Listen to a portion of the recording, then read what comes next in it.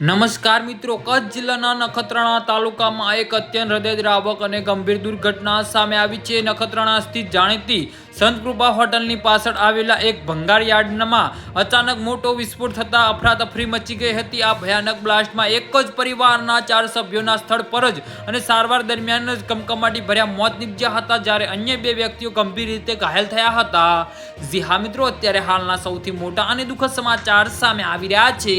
આ દુર્ઘટનાના પગલે સમગ્ર વિસ્તારમાં ભારે શોકનું મોજું ફરી વળ્યું હતું અને ઉચ્ચ પોલીસ અધિકારીઓનો કાફલો ઘટના સ્થળે દોડી ગયો હતો। તો મળતી માહિતી મુજબ નખત્રાણામાં આવેલી સંતકૃપા હોટલના પાછળના ભાગમાં ભંગારના યાર્ડમાં સામાન્ય કામગીરી ચાલી રહી હતી। તે દરમિયાન અચાનક નાના હાથીની ઇંધણ ટાંકીમાં જોરદાર વિસ્ફોટ થયો હતો અને આ વિસ્ફોટ એટલો તીવ્ર હતો કે આસપાસ કામ કરેલા લોકોનું કશું સમજાય તે પહેલા જ ગંભીર ઇજાઓ પહોંચી હતી।